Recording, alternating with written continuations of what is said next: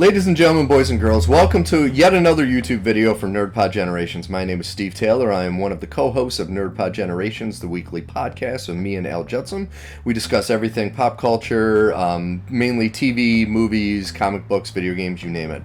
It is a weekly podcast. Usually it goes up every Friday or Saturday. We have, I believe this is episode 59 we're coming out, so we have 58 just amazing episodes that please go back and listen to. If you do like the shows, please follow us. If you like these videos that we've been posting, please like and subscribe on YouTube, hit the notification bell, give us comments, let us know what you think. This is a special video though. Typically I do retro reviews, but I needed to get something off my chest that I've been ridiculed for years by my friends, and I need to discuss now with you exactly my beef with Star Wars, okay?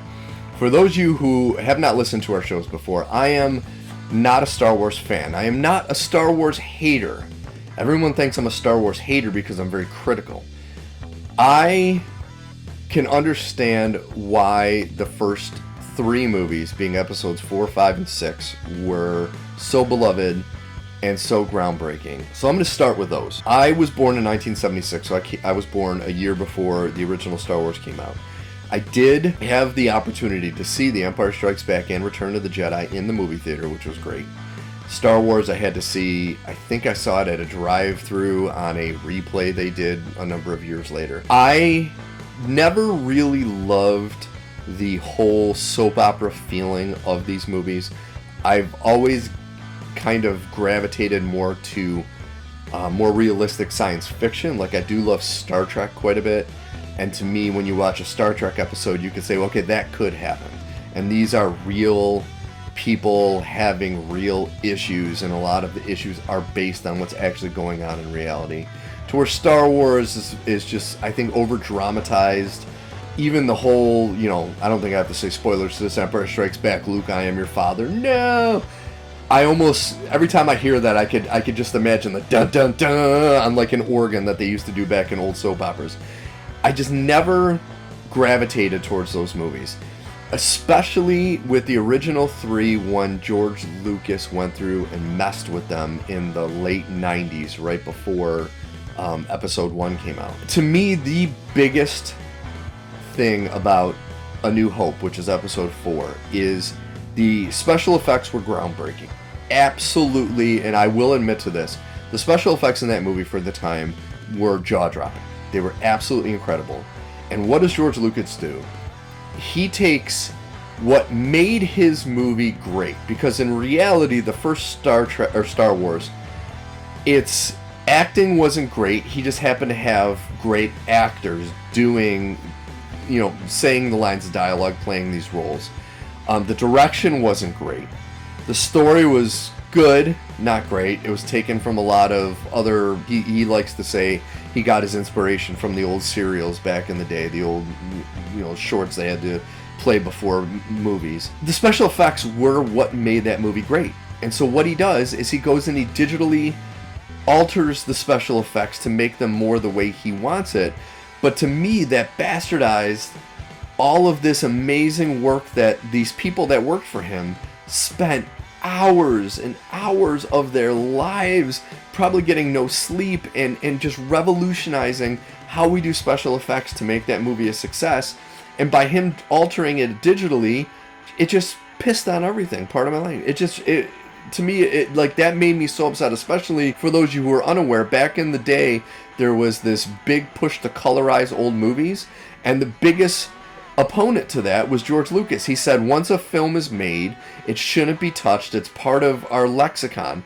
But then when his films come about, he can do whatever he wants to him, and he completely screwed him up.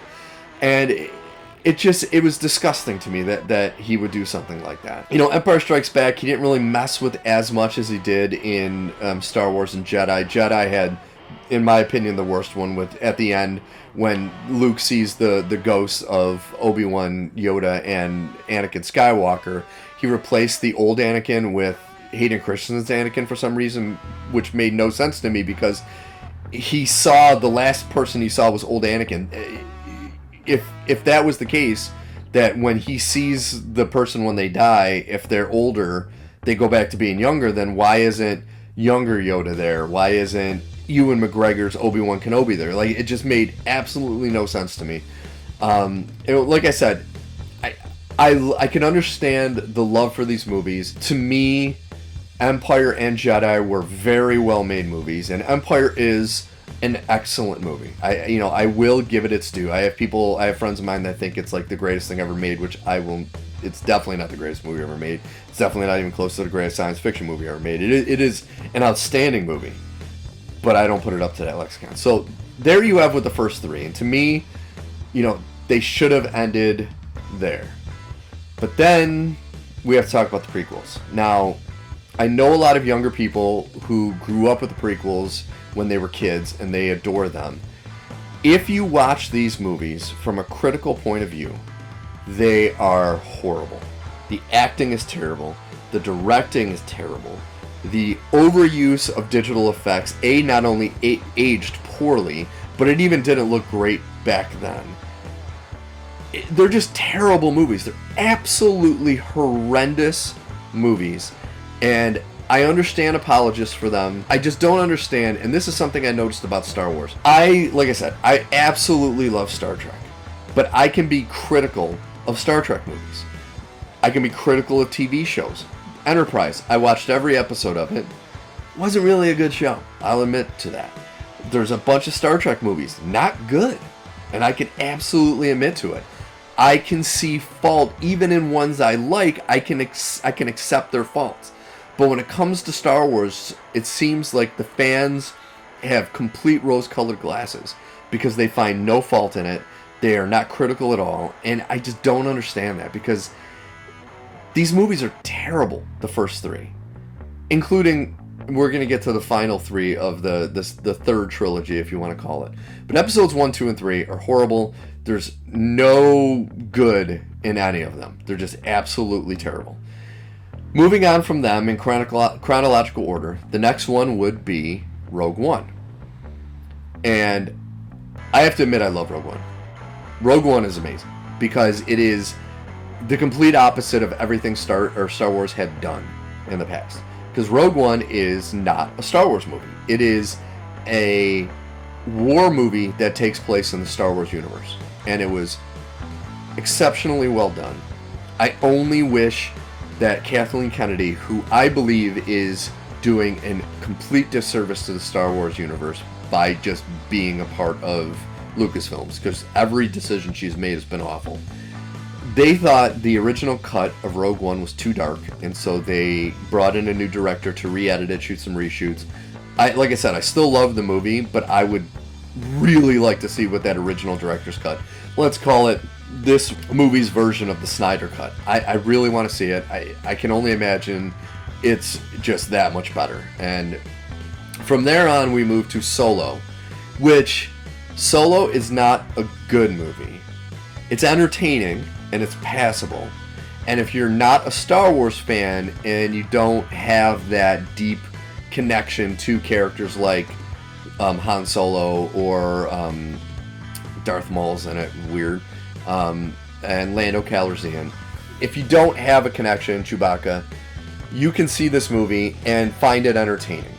I understand completely why Star Wars fans absolutely hate this movie, because you're taking a beloved character to them and trying to create this weird backstory that didn't need to exist with like how he got his name, which is ridiculously stupid. So Solo is, to me, it's passable, but it's not a good movie. And then we got to go to the final trilogy. I actually liked The Force Awakens. I didn't love it, but I thought it was enjoyable. Everyone's like, oh, it's just a rehash of A New Hope. Well, it is, but they were trying to reboot a fledgling franchise, because in reality, Star Wars at that point had a really bad reputation, because you went from the Lucas director cuts of the original trilogies that a lot of people actually didn't like because they didn't like the stuff he messed with.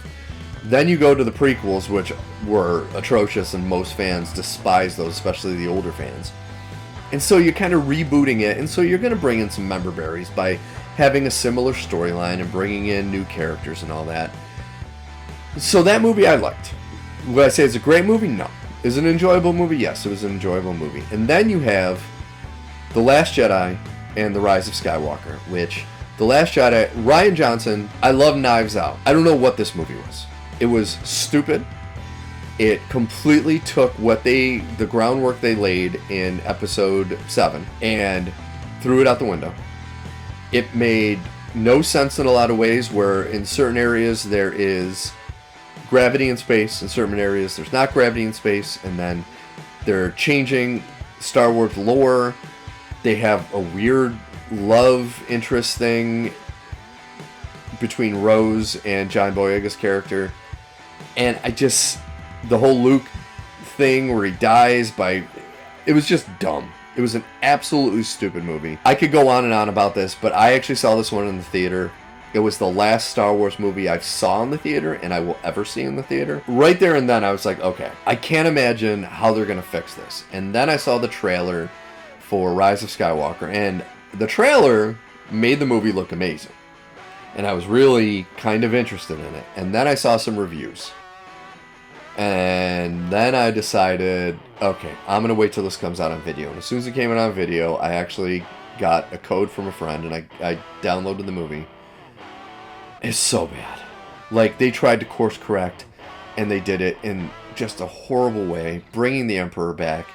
It's truly stupid. Like, this is what I gotta say to Star Wars fans. I want you to watch the prequels and episodes 8 and 9, not as a Star Wars fan, as a critical movie fan. And if you still think they're good movies, I apologize, but I cannot trust your judgment when it comes to films anymore. I guess I would consider myself, with the amount of movies I've watched, a couch expert for films.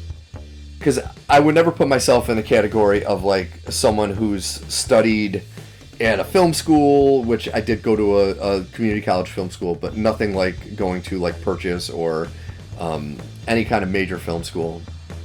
You know, I'm not like a film critic, but I've literally seen thousands and thousands of movies over every genre. I have, seen the classics. I've seen horrible movies. I've seen great movies. I've seen middle of the road movies.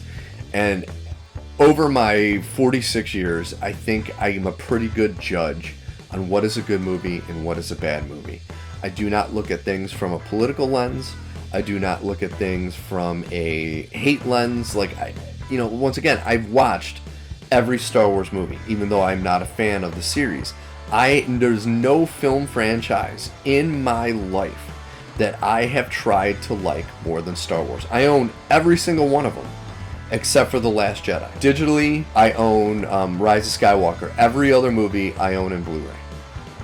So people can't say that I am a hater and I do not give the franchise a chance. I have watched these movies multiple times. I cannot, in good conscience, put any support behind episodes 1, 2, 3, 8, and 9. 4, 5, and 6, I will always say are must-watch for anyone who's a film fan, mainly because they are classics. Like, truly, these movies reinvented what a science fiction or science fantasy movie was, through the special effects, through the storytelling.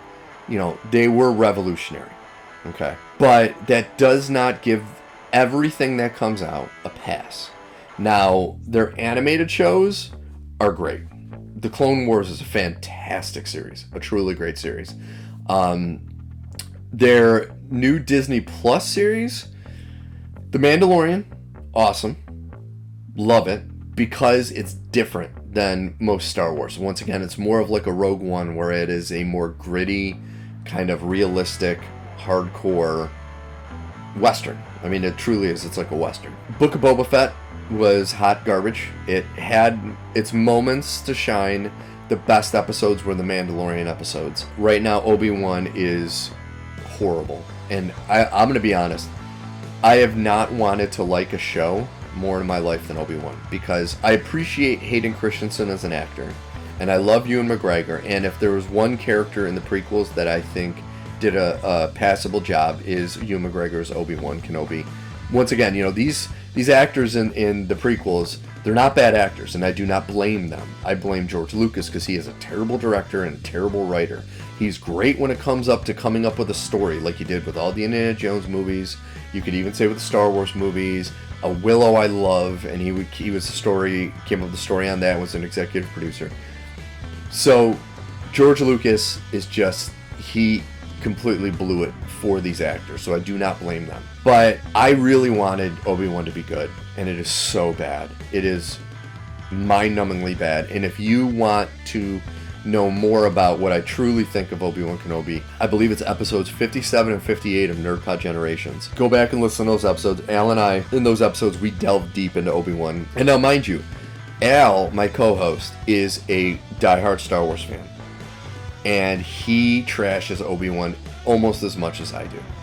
Because I will not give something a pass if its writing is bad, if its special effects are bad, and its story just doesn't make sense. And it's obvious that what they're trying to do, and I thought because once Solo failed, they had all of these standalone movies that they were going to do that they scrapped.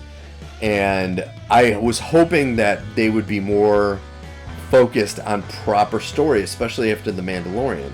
But then the Book of Boba Fett came out, and now Obi-Wan, and it just seems like this franchise is going in the toilet again. And it makes me worried about Ahsoka and Andor, which are the next two shows, I believe. I think Andor's first and Ahsoka's going to be second. I want Star Wars to be good. I truly want Star Wars to be good. I just cannot, in good conscience, fake it. I faked it for years. I made believe that I loved it just because it was the thing to do when you were a nerd. Growing up in the 80s and 90s, you needed to like Star Wars. To me, I just can't get behind it. I'm there for the good stuff, and I hope they find a way to turn this film franchise around. I know Taika Waititi is doing a Star Wars movie. For what he did to the Thor franchise, and as much as I love his other work, if there's anyone that can do anything to fix this franchise, it's him. So I have, once again, like I've done way too many times, I have hope. You could say I have a new hope that someone is going to find a way to bring this franchise back from the toilet, which is where it's at. And I really hope that the garbage they're putting out with these newer series does not diminish the next season of The Mandalorian, because so far that show, season 2, was by far the best Star Wars thing that's ever been made, in my opinion. It's just that good. And I know people who love Empire are going to hate that and get mad at me, but I'm sorry. I just love that show so much. I really hope that the next time I do one of these videos, it's me saying Star Wars found a way to make me a fan. But as of right now, I am not.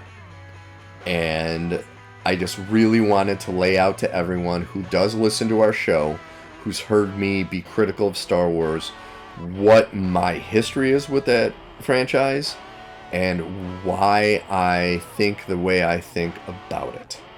So I hope you enjoyed this video. So please, once again, leave a like. If you like what you've seen and you like some of our older videos, definitely subscribe to the channel. Leave us comments about what you think we should talk about, what you think of our videos, what you think of my opinions of our videos. And then please look up NerdPod Generations on the podcast distributor of your choice and give it a listen. It's a great time. We really enjoy doing it, and we're going to keep doing it. Like I said, we're at episode 59 this week. I can't wait till the day we're at episode 459. Okay?